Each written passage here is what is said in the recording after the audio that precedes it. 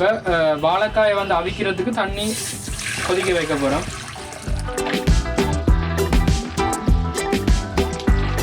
இப்போ வாழைக்காய் வந்து அவிக்கிறதுக்கு தண்ணி கொதிக்க வச்சுக்கிறோம். அதில் கொஞ்சம் உப்பு சேர்க்குறோம்.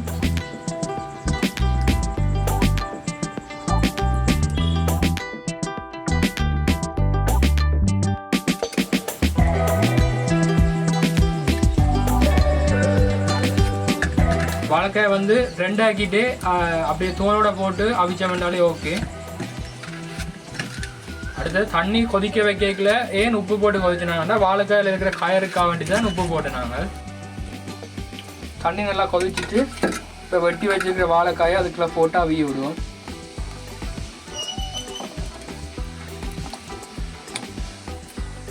இதை ஒரு 10 நிமிஷம் மூடி விட்டோம்னாலே அவிஞ்சிடும்.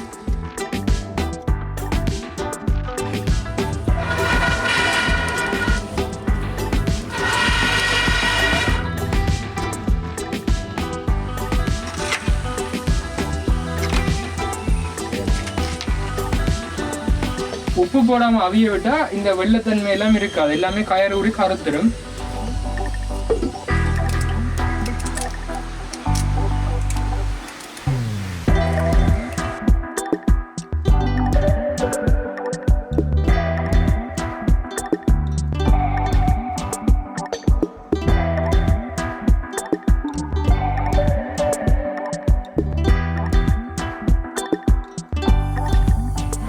அவிஞ்சிட்டு இதை இறக்குவோம்.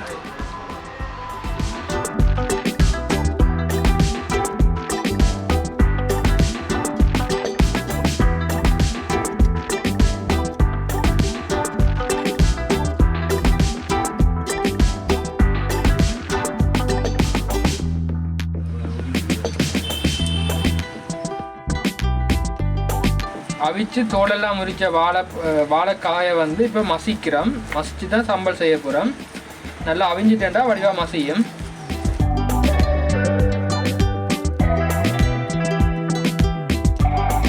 ஓகே, இப்போ வந்து நல்லா மசஞ்சிட்டுது. இதுக்குள்ள வந்து வெங்காயத்தை பச்சை மிளகாய் அந்த ஐட்டத்தை போடுவோம். ஓகே, இப்போ சின்ன நறுக்கின வெங்காயத்தை போட்டு இப்போ சம்பலுக்கு மிக்ஸ் பண்ண போகிறோம். அடுத்ததாக பச்சை மிளகாய், அதுவும் சின்ன நறுக்கி இருந்தால் தான் நல்லா மில்லாட்டி கடுமுறைப்பாக இருக்கும். அடுத்தது கொஞ்சம் தக்காளி பழம், கணக்காக போடாதீங்க,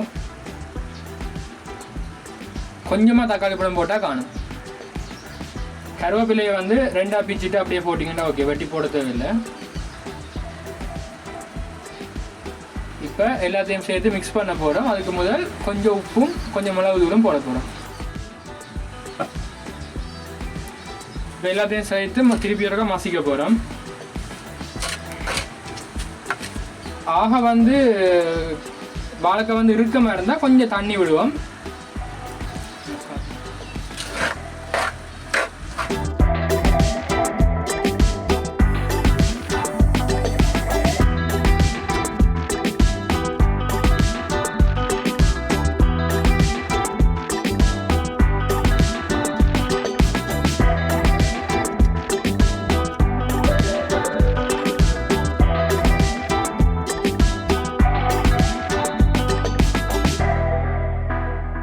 வணக்கம். இன்றைக்கு நாங்கள் ஒரு வித்தியாசமான ஒரு சம்பல் ஒன்று செய்தாங்க. அந்த சம்பல் தான் இப்போ டேஸ்ட் பண்ணி பார்க்க போகிறோம். எப்படி இருக்குன்னு சொல்லி பார்ப்போம்.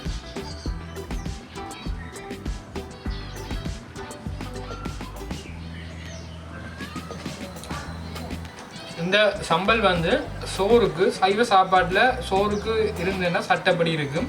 அதை விட இப்போ பான் அப்படியான சாமானுக்கும் பூசிட்டு சாப்பிடவே நல்ல க்ரீமியாக இருக்குது. நல்ல ஈஸியாக செய்யக்கூடிய சம்பல். எல்லாம் ட்ரை பண்ணி பாருங்கள். இது மாதிரி வீடியோ பிடிச்சிருந்தால் லைக் பண்ணுங்க, உங்களோட ஃப்ரெண்ட்ஸுக்கும் ஷேர் பண்ணுங்க, சேனலை சப்ஸ்கிரைப் பண்ணுங்க.